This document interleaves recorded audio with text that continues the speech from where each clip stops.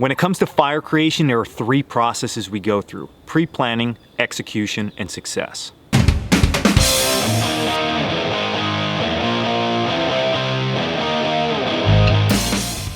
Everything good starts out with a plan, and fire creation is no different. Pre-planning is super important. And I like to always use the scenario that you're crossing ice, fall through, and you get out, now you're soaking wet, it's the dead of the winter, and you need to figure out how you're gonna make a fire. That's when pre-planning comes into play.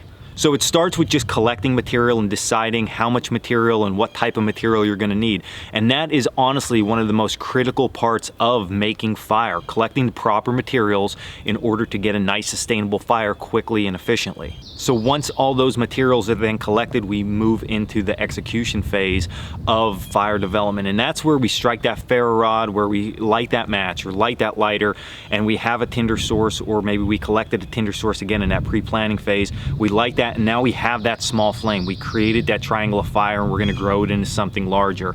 And then once it's grown into something larger, we have our success. We are in front of it, and we're using that fire as a tool for whatever we need. It might be warming us, it might be heating up water, it might be cooking our food, whatever it may be. So you can see how you process through those phases as you go along. Now, the reason I'm talking about this is because we're gonna go back to that pre-planning phase in this video and talk about why that's so important. So once we get a fire started, be it with a ferro rod or a lighter, and we have that small flame, your training and your execution on that should really be somewhat flawless. We can train and keep all those factors in line and be successful every time once we get that small flame if we know what we're doing. The reason people miss so many fires, and the largest time consumption piece of making an emergency type fire, is honestly collecting that material. People struggle with that all the time. They don't have enough material, or they don't have the right material, or it just takes them a super long time. So if you're cold and you're wet and hypothermia is setting in, you don't have a half hour or 45 minutes to go and collect all the best material you can find in a 5-acre plot. You gotta be quick and efficient at that. And that's why pre-planning is a skill set in fire making all in itself. So when it comes to basic skill sets, this is it. Collecting firewood, it's super important, and it's gonna make the success down the road that much more important. The first thing that we wanna do if a situation would happen is evaluate our surroundings, what's around us and what resources are near. So if you would fall through ice, we're gonna use that, stay with that scenario for this video. We fall through, we get out, we wanna quickly look around and see what direction we wanna head. We don't wanna just start running around or just run into the woods. Now remember, when we're gonna make a fire lay, we want small, medium, and large material. Initially, we need that small and medium, so tinder and kindling, to get that fire built up. We can go back out and collect fuel once we get it started, but we need to get the fire started to begin with. So we want to look around the area for what's small and where there's going to be small material. So my personal recommendation is to stand wherever you're at, look around, and start to look for trees that are downed.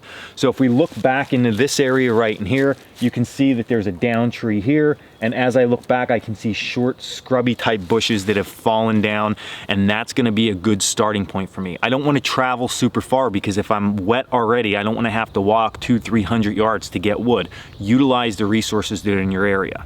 Also, I would honestly advise against starting to just pick up small little sticks on the ground as you go. Find a larger collection of wood and just head right in that direction. It's gonna just be more efficient rather than one sticking it the whole way. Now, the reason that we are looking for down trees is because if you think, the top of those trees have all small little branches on. So if we see a tree down, there's a good possibility it's dead and everything's gonna be dry further up. So it's a good identifier, it's quick, it's easy to find, and you can head right to the top of it and see what else is there. And now you can see towards the top of this, it's sassafras. There's a ton of little stuff. Most of this, even though it's close to the ground, is off the ground, and it's breaking nice and clean. So I can gather a ton of this material super quick, super easy in one location, and I didn't have to travel far. Now, the next thing that you want to take into consideration is how quickly you can gather this material. Again, think that you're on a stopwatch and you have to do this fast, and you have to do it efficient. So you can come in here and literally take one stick at a time and pick and choose. Okay, and that's not the best idea. It's just not efficient enough. I just grabbed 3 sticks. It took me just a little bit of time. Otherwise though, if I looked at this whole branch is dead, I can just snap this whole branch off, and now look at how much more wood I collected. I can really quickly then, if I want to, come down around this base, snap it clean, and carry this out. So with 2 cracks of a branch, I have this much material compared to 3 cracks where all I have is that. Now, not only are we collecting large amounts of wood, we need to collect the proper type of wood. So you always want to stay away from anything green. Number one, in the summertime, anything that has leaves on it that are green is going to be wet, so you don't want to collect that. And then you also want to make sure that the wood snaps cleanly. So let's look at this stick right here. If I was going to gather this, as I bend it to break it free, it snapped off and it was clean. It broke free. I'm good to go. There's a good high probability that this is going to be nice and dry.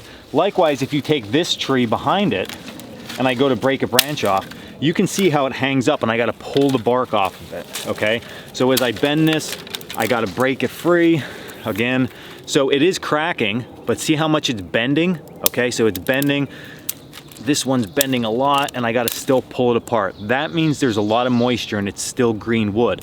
This isn't gonna be a good choice. So by breaking off large branches like this, you're gonna be able to tell deeper down in the wood if it's dried out enough or not. So if you go to get it and it bends a lot like this and doesn't break free, ditch it and move on to the next spot.